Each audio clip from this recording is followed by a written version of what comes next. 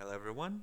Welcome to Uncommon Sense, the show where we try to apply a little bit of decency, a little bit of pedestrian understanding, and try to get rid of the nonsense and the hard biases that may muck up the issues.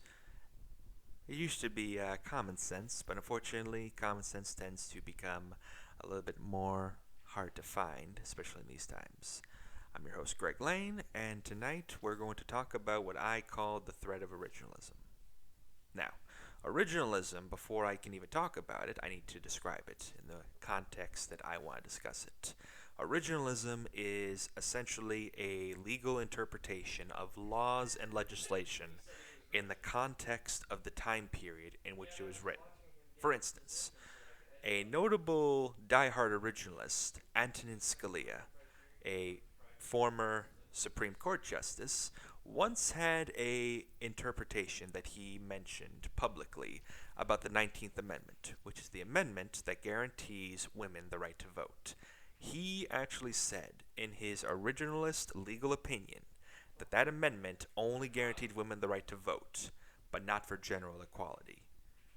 Now, because of that, it can be argued that when the Equal Rights Amendment was being pushed in the 1970s, it may have been actually necessary if the interpretation of originalism is the general interpretation of the judiciary branch. Because if you're going to interpret laws by the context and essentially the circumstances that they were written and passed by, that means that laws have to be constantly adjusted, repealed, and new laws have to be pushed through in order to combat this.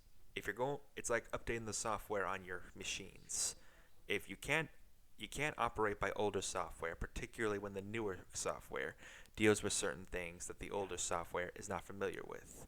It's why people push for cyberbullying legislation. It's why people push for slap suit legislation. And it's why certain internet advertisements and internet censorship or information laws need to be passed, as well as also laws against robocalls. We didn't have robocalls back when the telephone was made a mainstay in America, and as a result, they need to be passed now. Now, originalism may not be necessarily evil in itself, however. To me, originalism is essentially a way of interpreting laws, which is not necessarily a bad thing, because I was a history concentration in my major. So, looking at context, looking at circumstances, and looking at norms at the time to understand why laws were passed, what they were trying to address, as well as the issues that maybe they were trying to address on the side, while not obvious, was a part of the gig.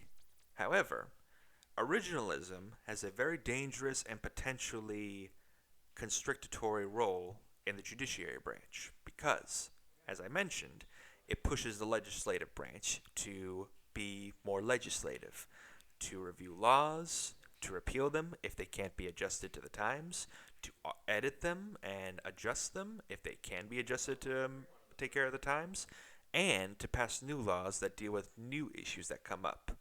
Unfortunately, in our current state of things, Congress, in both the representative in the House of Representatives branch and the Senate, is usually extremely contested. So as a result, it's a little difficult for new laws to go through, even if they do have public support, widespread public support.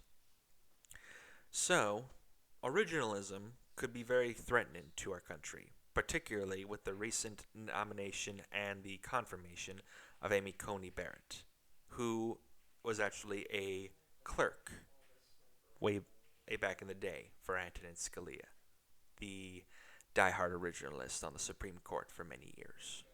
So, it could be hazardous, particularly because originalists have a way of reviewing things in a very conservative mindset. I mean, after all, conservatives look to the past and the good old days, and originalism looks at historical context, which is another way of saying back to the good old days, depending on how they view it.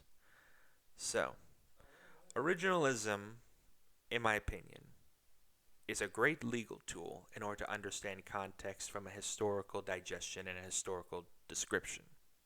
However, In regards to judiciary interpretation of laws, it places a very heavy burden on the legislative branch, and frankly, the Supreme Court is meant to determine the present state of things in legislation as well as laws. They can't constantly back up old laws, considering the weight that it puts on the legislative branch, and also considering the fact that they are are constantly changing our viewpoint of how laws are accepted, how laws are enforced, as well as what should be brought to the table and what shouldn't. So, originalism should be a scholarly tool, not a governance tool. Before we go, I want to start this series with a segment I like to call What to Avoid. Now, this could be people, could be things, activities, or whatever else that you should frankly avoid if at all possible.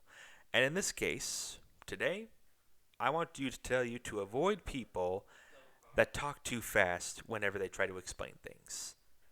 The best example of this would be Ben Shapiro. You probably notice in his radio show and when he does public appearances, he talks about a mile a minute. And if you contrast that with certain speakers, like at least in this example, now former President Barack Obama, whenever he talked, it was slow, deliberate, and he wanted you to hear everything he said because he wanted you to hear and absorb everything he said. When you talk fast, it's like throwing things at someone. You just want to bury them, and you don't want them to have a chance to actually talk back. So, if you know someone that whenever they try to explain either political issues or professional issues, and they just have to talk 200 miles a minute, frankly, you don't need that kind of negativity in your life.